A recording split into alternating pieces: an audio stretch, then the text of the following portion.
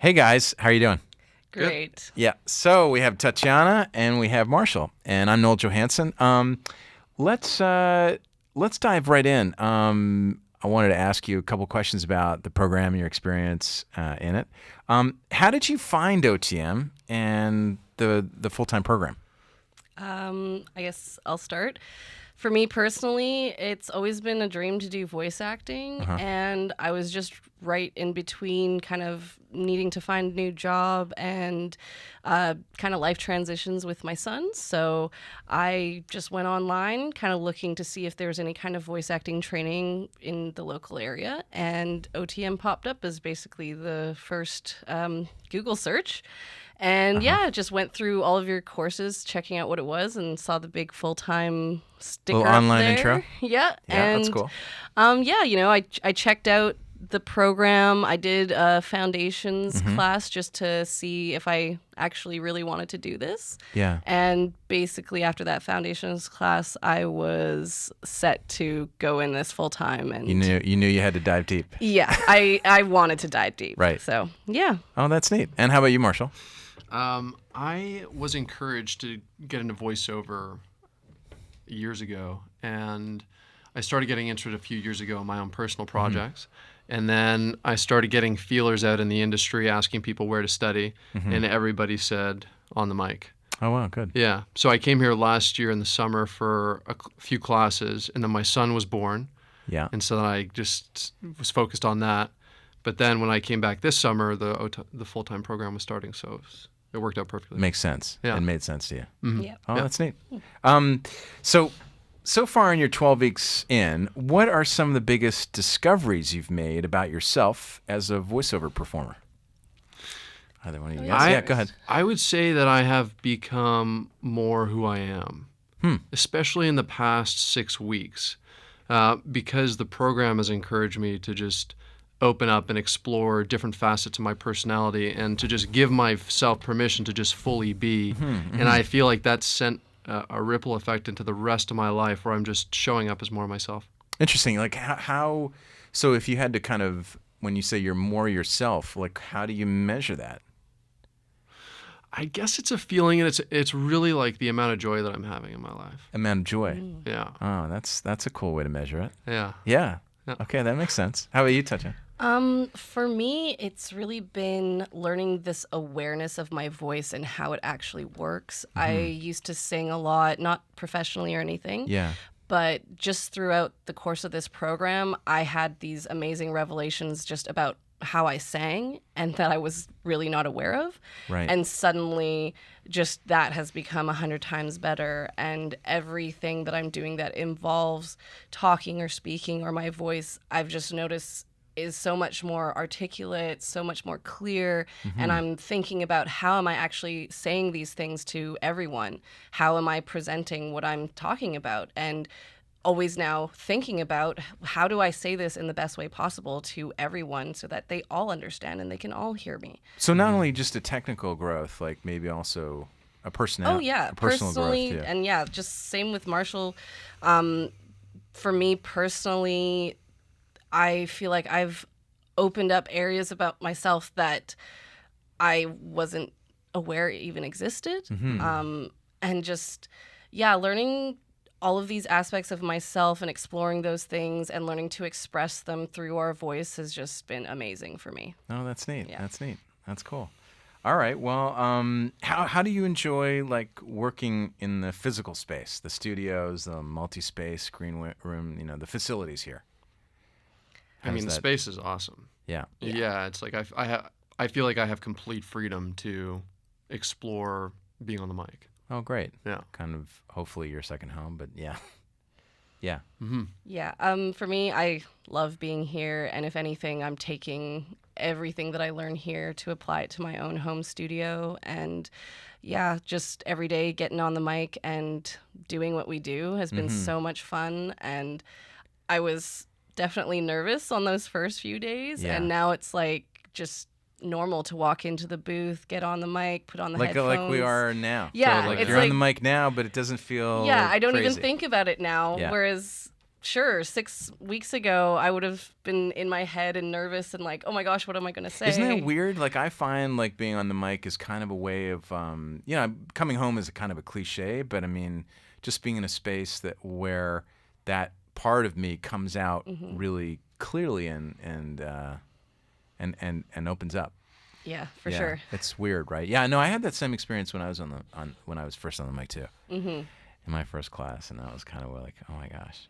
Yeah, you start out so self-conscious, Yeah. and then Well, it's because this thing, right? Yeah. You have a. and then What do you say? Is anybody listening? it's almost now becomes a part of you. Like you have Right. to be so connected to what you're doing and aware of what you're doing within your booth, but at the same time, expressing what you need to express. Yeah. So Yeah, it's That's like neat. being in a relationship. Yeah. You know, like at first you're just kind of getting a feel of it, and then it's like I just feel way more comfortable. Oh, that's neat. Uh-huh. Yeah, it's cool, huh?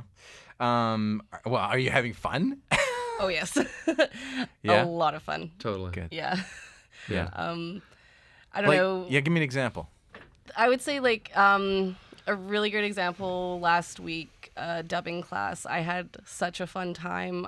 I felt like I was finally getting all of the technical aspects and the skills that I needed to have for dubbing, and plus just the scene that we were doing was so fun and hilarious. Yeah. So when we went in to do our lines, it was so much fun, and I just like I wasn't even really thinking about it. I was just like, let's have fun with this. Let's just go in there and make this the best we can do, because I think we were dubbing a live action Japanese soap of some Yeah. kind. So our voices don't necessarily go to a old Japanese person or Right. these kind of characters, but we They all kinda made it played. work, and Tatiana nailed that. it was so Oh, that's fun. cool. I think your lines that day were really good too. Yeah. I think we all Oh yeah, the drunken. we all Japanese guy. are having, at least from what I see everyone having tons of fun just when we're in studio, if we're on the mic, and we're just all encouraging each other. And even when we're having slip ups and mess ups now, it's not so much of a like, oh not a no, big I deal. just screwed up. It's like, oh well, whatever, let's do it again. Yeah. You know? License to play. Yeah, it's so so free, I Yeah. would say, and like liberating to be able to work like this. Yeah. Yeah. Yeah, and in animation class, like when I came here, I thought, okay, I'm gonna go in the direction of commercials and narration. Yeah. And then when I first started out in animation, I felt really like limited. But as the classes went on and I was encouraged, I've just been like just way more I don't know, just like I didn't know that I could do half the stuff that I do in animation. I really didn't know. Because your sense of play maybe Yeah, man. you hadn't Yeah. allowed for that in some ways. Yeah. No, Yeah. it's just I knew myself this way. Yeah. And so I've been playing like the same note. Right. The idea of yourself. Right. Yeah, Yes, yes. the idea of myself. The idea of yourself. Well, I mean, it's great fun. Has it been hard work by the Oh, same yes. token?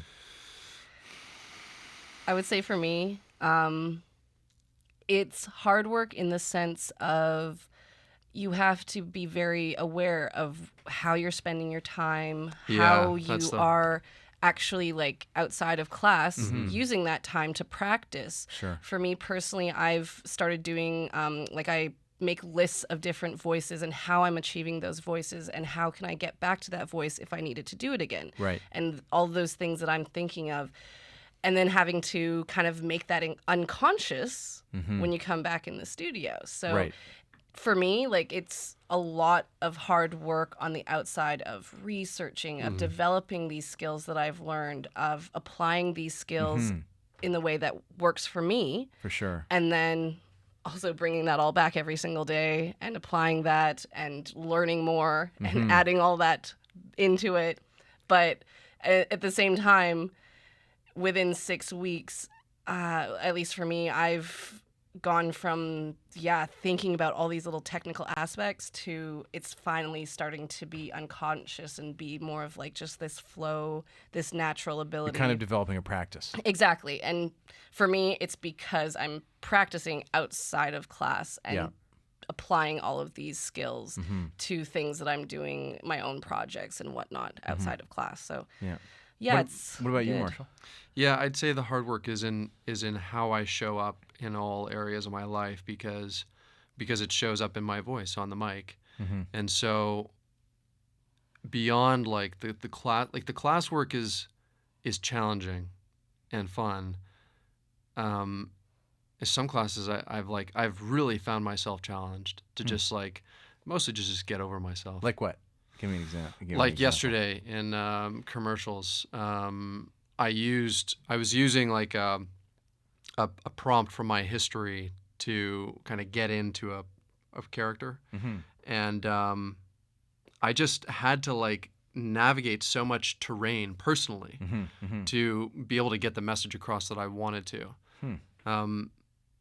Yeah. Navigate terrain. What do you, like? Yeah. I'm curious. Like just what was coming up within me. Oh, I see. Like I came to the mic with a certain idea. I had like a certain way that I was going to take the commercial, and I just ended up becoming quite vulnerable, and that put me up into my head, and so I had to really like be kind to myself, take a few steps back, and just be in the process of the work. Something triggered your Totally. Yeah. And I've been finding that in different classes where I've been challenged in that way. Yeah. Overcoming different parts of my psyche and Sure. Yeah, it's vulnerable stuff, right? It's vulnerable work. Like in terms of like, what are some of the things that are happening? Either you kind of described in the program or yourself that you didn't expect to happen. I didn't know the teachers are going to be so amazing. Huh. Yeah. Like the teachers they're all working voiceover actors. They're all very like they're all very good at giving direction. I just wasn't, I've just been, I knew it was going to be good, but I've been kind of blown away by the caliber of the teachers and in sitting in some of the classes. Yeah. I'm just like, I want to do what he does. Huh. Or what she does. So you just didn't expect the caliber to be so high. Yeah. Yeah. I guess it's exceeded my expectations for sure. Yeah. Yeah. Yeah. What about you? Yeah, for me too. That's probably been one of the biggest things that I never really expected. I didn't know exactly what to expect from teachers going into this, whether they were professional voice actors right now or if they were someone that had, just been teaching acting or things like that. So coming in, and we have a different animation and commercial teacher every 4 weeks to get a different perspective on their personal journey, on how they've done it, how they've had their successes and their failures, and learning from each one of these people has been, if anything, to me, like so encouraging to know how we're all going to fail. We're all going to come up to certain roadblocks, and a part of the work is learning how to go and still continue doing that work. And all of these teachers have given me so much hope and confidence of like, if you just work at this and you keep doing it, you will succeed. It's just going to take that consistency of constantly putting in that work and not giving up. And, they're living proof of it. I think that theme comes up a lot. And I mean, it's kind of a soapbox I take even when I teach. I think sometimes people don't realize the kind of effort and excellence that you have to achieve to be great in anything. But I mean, to be great in voiceover. In fact, one of the big reasons Mike and I, kind of developed this program is to raise people up in the voiceover world, because we were seeing such poor results elsewhere. You know what I mean? And I think the education was piecemeal, and it wasn't. You know what I mean? It wasn't. It didn't bring people to the level we were at. I've been pretty humbled by the program. Like just as an outsider, there's lots of trainings that are offered. You can work one-on-one with people, and coming into it, I could see like, oh, I could do a few workshops, or like, I could. I was a bit naive, and now that I'm in the program, I can appreciate like how deep the craft is and how much work goes into it. And I mean, it's a 6-month program, but even now I'm like, okay, it's only 6 months. I remember you saying that the other day. Yeah. It's crazy, right? Yeah, I mean, I remember that when I made my demo in New York, my first, I was like 4 months in, right? And And I was like eager to make it. I told you that story the other day, and eager to make it. And then finally I get to the stage where, you know, my teacher's like, "Oh, I think we're ready to go." And I'm like, I don't know, you know? Yeah. Yeah, that's interesting. So far in the program, what have you found that have come up as your strengths? Strengths and weaknesses, however you want to. I like to cover both, but strengths, like what is coming up for you as a strength? It might not be something you expected. Might be, you know, I'll give you an example. So when I went to drama school, I thought, oh, I'm going to be a dramatic actor, right? Yeah. And then when I got to the comedy block, and I'm like, I can't do comedy. Yeah, that's. And I had a same for great me. director, and it clicked. And all of a sudden, I was the funny guy. Yeah. And I was like, that's crazy. I can't do comedy. Yeah. You know what I mean?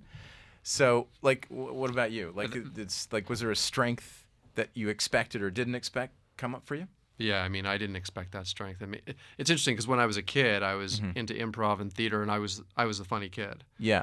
And then I kind of grew out of that and to be like a more serious adult. Yeah. And then since I've been here, I've been surprised by my own versatility. Huh. Interesting. Yeah. In what area? Like in creating characters and animation. Yeah, and stuff? in comedy, and I just didn't realize that I had forgotten that I had that. Okay. I had forgotten that I had that strength. Forgotten you had that strength. Okay. Yeah, I felt like I could do commercials, I could do narration, but I was Right. like, oh, okay, I can actually do that too. Oh, that's neat. Yeah. That's cool. What about you? Yeah, the comedy improv aspect for it. I'd never done any kind of improv in my life before, although I loved watching it. And, you know, whose line is it anyways? And for me, like, I had always thought I was a person that wasn't funny.